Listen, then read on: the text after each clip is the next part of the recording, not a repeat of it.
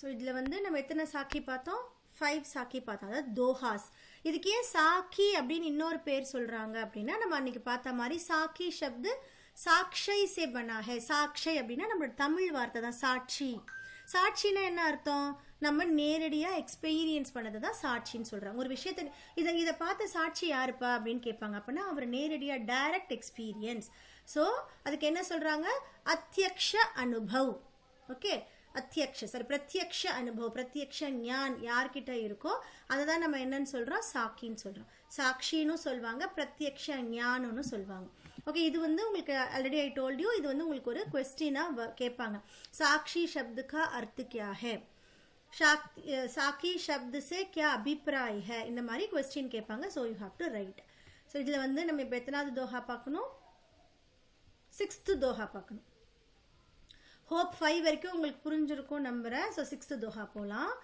நிந்தக் நேடா ராக்கியே ஆங்கனி குட்டி பதாய் बिन साबन पानी बिना निर्मल करे सुभाय.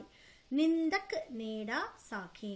கபீர்தாஸ் ஜி இதில் என்ன சொல்றாரு அப்படின்னு பார்த்தீங்கன்னா, ஸோ நம்ம என்ன பண்ணணும்? எப்பவுமே நம்மள நிந்தக் நேடா அப்படின்னா கிரிட்டிசைஸ் பண்றவங்கன்னு அர்த்தம். So one who is criticising you, யாரா வேணாலும் இருக்கலாம் இல்லையா, உங்க ஃப்ரெண்டா இருக்கலாம், யாரா வேணாலும் இருக்கலாம். நீ தப்பு பண்ணும்போது அதை தப்புன்னு சொல்றதும், கரெக்டாக பண்ணும்போது அதை கரெக்டுன்னு சொல்கிறது தான் கிரிட்டிசைஸ் இல்லையா? கிரிட்டிசைஸ் பண்ணுறாங்க அப்படின்ற வேர்டை நம்ம என்ன பண்ணிட்டோம்னா, என்ன கிரிட்டிசைஸ் பண்ணுறாங்க அப்படின்னு சொல்லி அதை பேட் டேர்மில் எடுத்துகிட்டு போகிறோம். பட் கிரிட்டிசைஸ்னா என்ன meaning? Whatever you do அதை விமர்சிக்கிறது தான் கிரிட்டிசைஸ் இல்லையா? ஸோ நிந்தக்கு நேடா ராக்கியே, ராக்கியேனா ரக்கோ. ஸோ இந்த மாதிரி கிரிட்டிசைஸ் பண்ணுற பர்சனை உன் பக்கத்தில் வச்சுக்கோ. ஆங்கனி குட்டி பதாய், முடிஞ்சா நீ என்ன பண்ணணும்? அவங்களுக்கு உங்கள் வீட்டு பக்கத்துலேயே ஒரு குட்டில் பண்ணி கொடுத்துரு.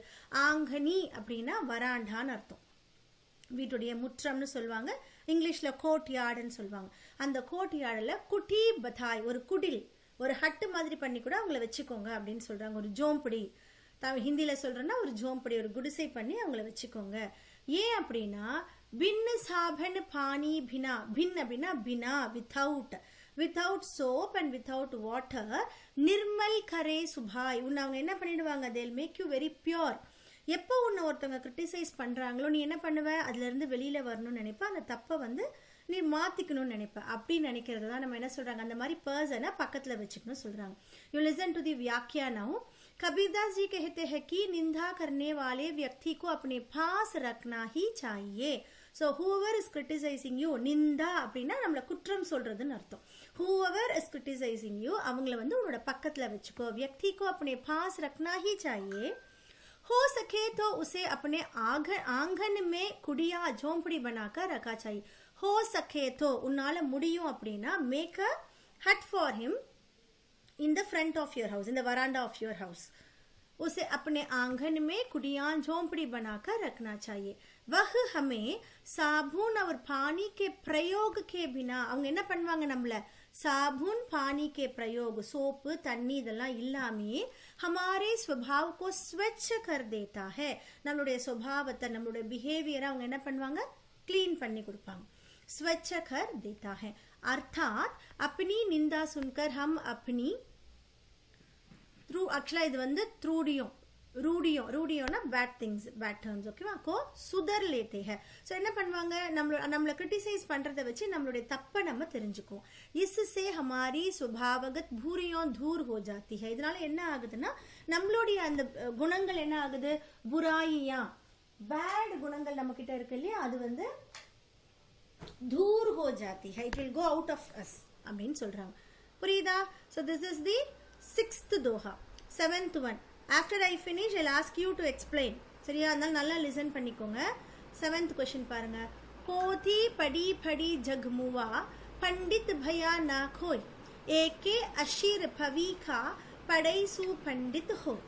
ओके, போதி படி படி ஜக்முவா. போதி அப்படின்னா புஸ்தக்னு அர்த்தம், புக். ஓகே, ஸோ பீப்புள் என்ன பண்ணுறாங்கன்னா, பெரிய பெரிய புக்ஸ் எல்லாம் படிக்கிறாங்க, கோயிங் ஃபார் காலேஜ், பிஹெச்டி பண்ணுறாங்க, அது பண்ணுறாங்க, இது பண்ணுறாங்க. படி படி ஜக் முவா, முவானா மர்கயான்னு அர்த்தம், இறந்து போகிறாங்க. ஸோ ஒரு காலத்தில் புக்கை படித்து படித்து என்ன ஆகுறாங்க? At last they die. Yes die, want to say something?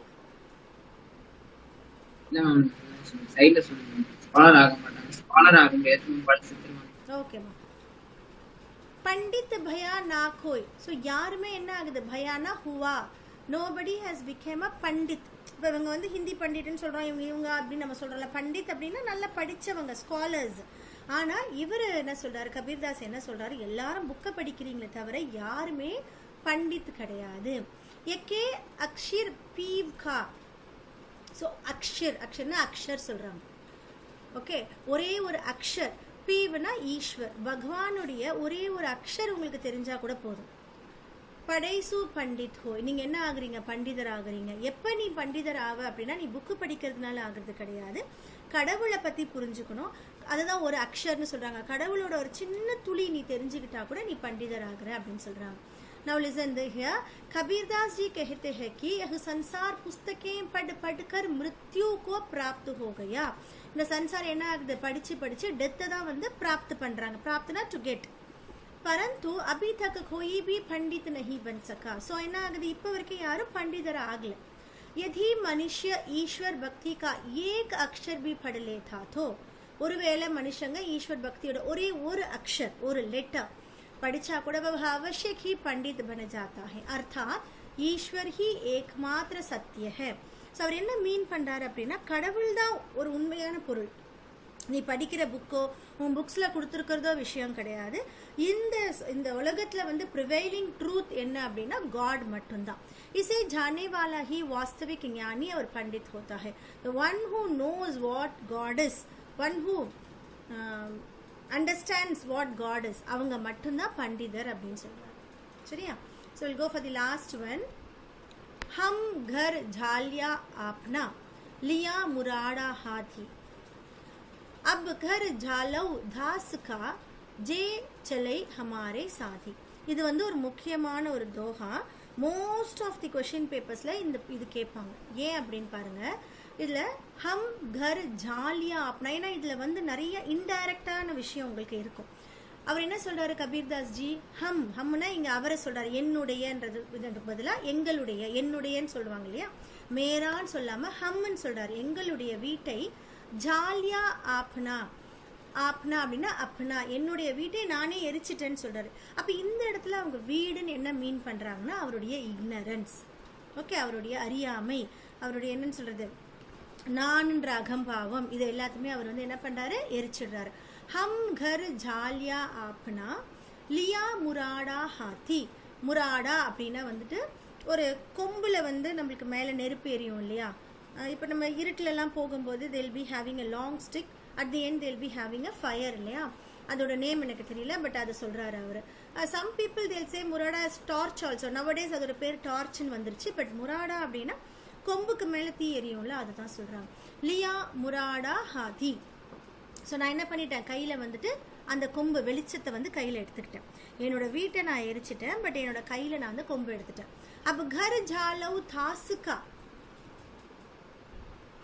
चे चले हमारे साथी. இப்போ நான் எதுக்கு ரெடியாக இருக்கேன் அப்படின்னா, चे चले हमारे साथी, என் கூட யாரெல்லாம் வரத்துக்கு தயாராக இருக்காங்களோ, whomever is ready to come with me.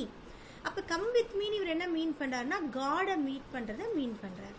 अब घर झालौ धास का, இப்போ நான் என்ன பண்ணுறேன், அவங்க வீட்டையும் நான் எரிக்கிறேன். அப்போ என்ன சொல்ல வர்றாரு அப்படின்னா, என்னுடைய அறியாமையே நான் எரிச்சிட்டேன், என்கிட்ட இப்போ அறியாமை இல்லை, I am going towards the God.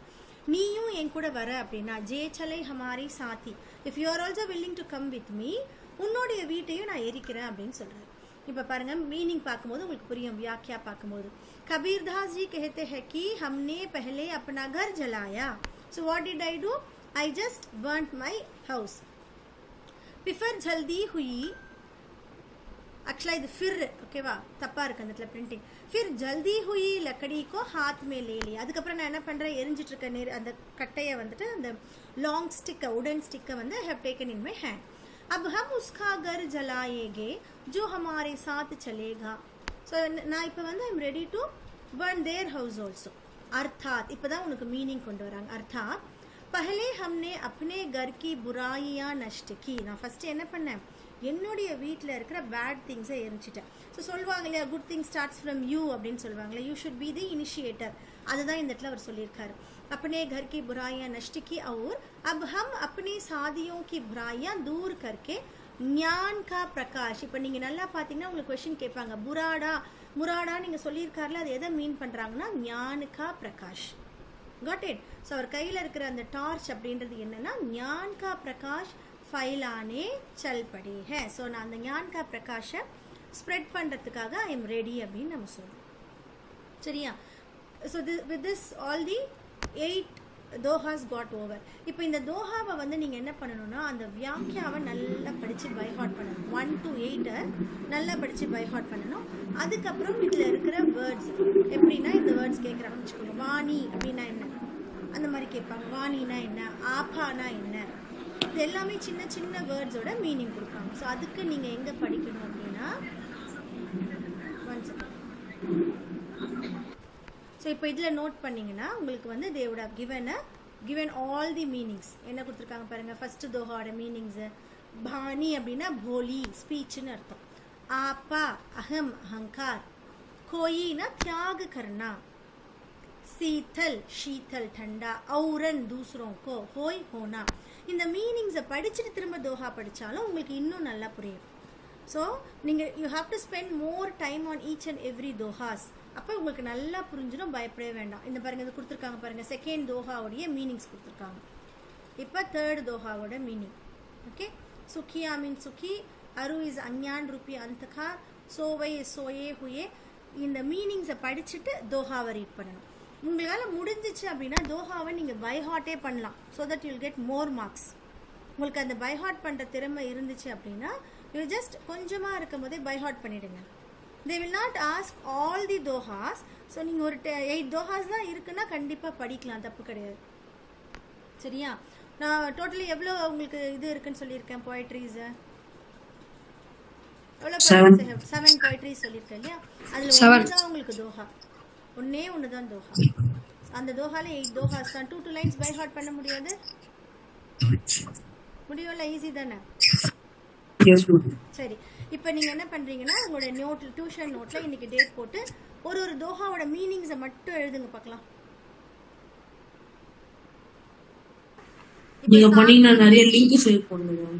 அதுதான் இப்போ சாக்கின்னு கொடுத்துருக்கோம்ல சொல்லலாம். அந்த சாக்கின் இதை தான் MCQ 1. இது இந்த சாக்கின்னு கொடுத்துருக்கிறத ஃபஸ்ட்டு ரீட் அவுட் பண்ணுங்கள். சும்மா ரீட் அவுட் பண்ணிவிட்டு இதில் இருக்கிறது எல்லாமே ட்ரை பண்ணிவிட்டு கடைசியில் வரணும். கடைசியில் தான் வந்து கொஷினுக்கு நீ கரெக்டாக எழுதிருக்கியா, ஏதாவது தப்பு பண்ணியிருக்க, இல்லை உனக்கு டவுட் இருக்குன்னா ஏன் அந்த இடத்துல தப்பு பண்ணன்றது உனக்கு தெரியும். சரியா? இதில் கூட இப்போ அழகாக கொடுத்துருக்காங்க. அதுக்கப்புறம் இன்னொரு MCQ, 2 MCQ இருக்குது நம்மளுக்கு. And then the other MCQs போகணும். MCQ 2. ஓகே, MCQ 2ல் போங்க. அது மாதிரி இருக்காது, இது வந்து ஜஸ்ட் அப்படியே ஜென்ரலாக இருக்கும். ஃபர்ஸ்ட் அது பாருங்க, நெக்ஸ்ட் இதை பாருங்க. कबीर ने कैसे लोगों को सुखी बताया है जो भोग विलास में लिप्त है. कबीर किस बात को लेकर दुखी है? ஸோ நமக்கே தெரியும் அது எந்த விஷயத்தில் ரொம்ப துக்கமாக இருக்காரு. People who are enjoying their life, அவரை பார்த்து இவர் துக்கமாக இருக்காரு. अपनी गरीबी को लेकर, लोगों को भोग विलास के लिप्त लेकर, लोगों को अज्ञान को देकर. ஸோ என்ன வரணும் இதில்? A and B கிடையாது. A and B கிடையாது, தப்பாக போட்டிருக்காங்க இதில் ஆன்சரு. ஸோ இந்த மாதிரியும் கொடுத்துருப்பாங்க. ஸோ நீங்கள் தான் இதுவாக இருக்கணும். இதுதான் B and C தான் ஆன்சர் இதில். लोगों को भोग विलास में लुप्त देखकर लोग. ஸோ இந்த பீப்புள் ரொம்ப எப்படி இருக்காங்கன்னா புக்த் விலாஸில் இருக்காங்களா, அவங்க போக் விலாஸில் இருக்கிறவங்கள பார்த்து அவர் ரொம்ப ஃபீல் பண்ணுறாரு. இது தேர்டோ என்னமோ ஃபோர்த்தோ சாக்கியா இது. ஸோ இந்த மாதிரி ஃபுல்லாக கோ த்ரூ பண்ணிவிட்டு அதுக்கப்புறம் ஒர்க் ஷீட் பண்ணு. ஸோ நாளைக்கு நெக்ஸ்ட் கிளாஸில் வந்து வில் பி சீயிங் கொஷின் ஆன்சர்ஸில். கொஷின் ஆன்சர்ஸ் நம்ம போகிறதுக்கு முன்னாடியே இங்கே ரெக்கார்டிங் இருக்கும். ரெக்கார்டிங் பிரச்சனை ஒருத்தர் இருக்கும். ஆல்ரெடி நான் வந்து இந்த கொஷின் ஆன்சர் ரெக்கார்ட் பண்ணியிருப்பேன். அதை ஒரு தடவை கேட்டுட்டு வந்துட்டு நம்ம கிளாஸில் அட்டென்ட் பண்ணும்போது இன்னும் உங்களுக்கு ஈஸியாக இருக்கும். சரியா? ஸோ உங்களுக்கு இப்போ நான் 3 ஹோம்ஒர்க்ஸ் கொடுத்துருக்கேன். ஒன்று வந்து சாக்கி எக்ஸ்பிளைன் பண்ணணும், ஒர்க் ஷீட் பண்ணணும், இந்த ரெக்கார்டிங்ஸை கேட்டுட்டு வரணும். உங்களுக்கு 2 days டைம் இருக்குது, பொறுமையாகவே பண்ணுங்கள். நம்ம ஃப்ரைடே தான் இதை கம்ப்ளீட் பண்ண போகிறோம். இந்த ஃப்ரைடே ஃபுல்லாக கபீர் கி சாக்கியா பக்காவாக முடிச்சிட்டோம்னா Sunday will be writing test. Okay children? Okay ma'am. Okay டன்னா? ஸோ ஜாலியாக படிங்க, கொடுக்குற ஒர்க்கை மட்டும் பண்ணிகிட்டே வாங்க. சரியா?